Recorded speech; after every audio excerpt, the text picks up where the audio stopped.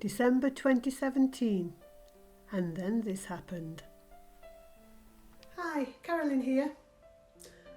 Let me take you back to Wednesday, the 13th of December 2017. This is the day when my life changed without me even knowing it.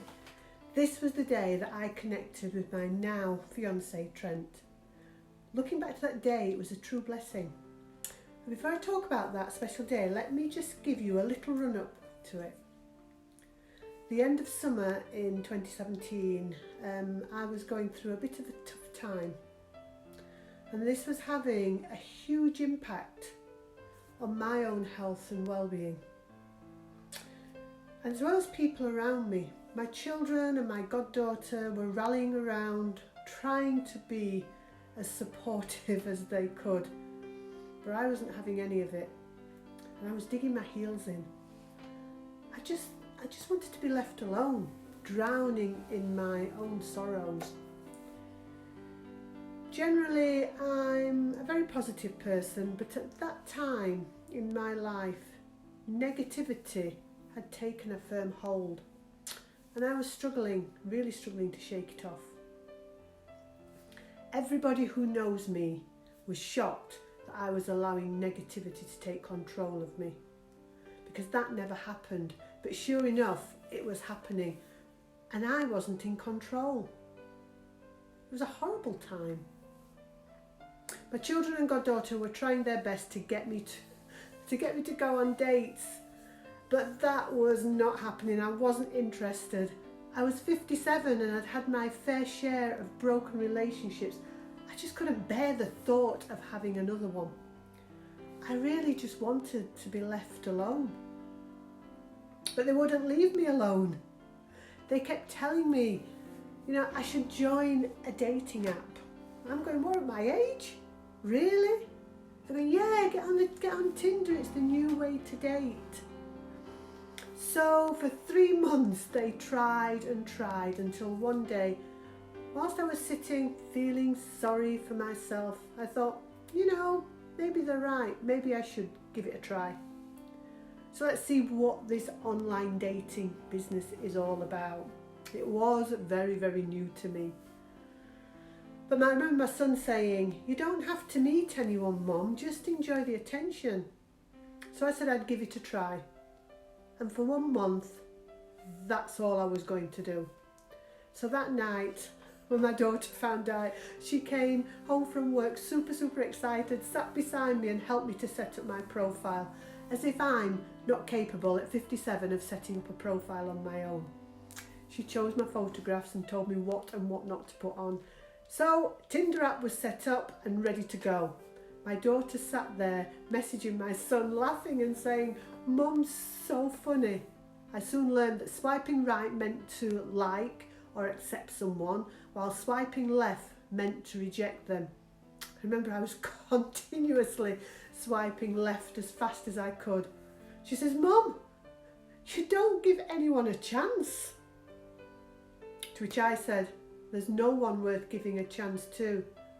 I think I kept swiping left for a good few days before I decided to chat to a couple of guys, but that soon fizzled out. I was struggling with it. Then one day I came across Trent. I thought he was a good looking guy, he was my age, and most importantly, he was 50 miles away. That was the important part. Sounds good, he's far enough away not to cause any damage, so I swiped right. As the days went on, I was getting bored with the app and Trent hadn't even got back to me. So after about 2 weeks in, I said I'd had enough of the app and was ready. I was ready to delete it. This online dating thing was certainly not for me. Then on the day, this is the uncanny bit, on the day I decided to delete it, I got a message from Trent saying, hi, we've connected, would you like to chat? I quickly messaged back with a yes, and then he asked me if we could come off the dating app. That was a big plus for me. I was more than happy to come off it. So he said he would send me his number and we could talk on WhatsApp if that's what I preferred. Then he messaged me straight after saying, I am really sorry. You think I'm in the UK, but I'm actually back in the States. Do you still want to talk? I was thinking, well, he's far enough away not to cause any damage, so yes, I was happy to talk. And like my son says, enjoy the attention. But instead of being 50 miles away from me, he was now 5,000 miles away. Added a couple of notes on there. That sounded perfect for me. So, our journey began, and little did we know that we would end up where we are today. Neither of us had any intention of it getting this far. But looking back, this was truly fate, and our destiny was being mapped out. So here we are, Wednesday, the 13th of December, 2017, unknown, unseen, and 5,000 miles apart. On this day, we had about a 10-minute chat via text, which was pleasant, polite, and easy. Soon after we finished chatting, my phone rang. I was shocked to see that it was actually calling me. I remember thinking, so do I answer or not? I decided to answer and was taken in by his gentle, kind and considerate voice, saying, I hope you don't mind me calling, but I just wanted to hear your voice to make sure that you are the person in the photos. It was only a brief call, but a call that had drawn me in and caught my attention. We continued over the next few days to pleasantly chat via text message until one day he asked if we could video chat. Again, for the same reason, which was to make sure I was the person in the photos. I agreed, and again, I was taken in this time by his beautiful smile and his kindness. Listen, I was happy. So we continued to text and video chat for a good few weeks until it all went quiet and the video chatting stopped, and all we had was minimum text conversations wishing me a good morning or a good night or how's your day. I had no idea what had happened and was beginning to think he was losing interest, if he hadn't already lost interest and was just being nice. About 5 weeks later, he asked if we could talk on the phone.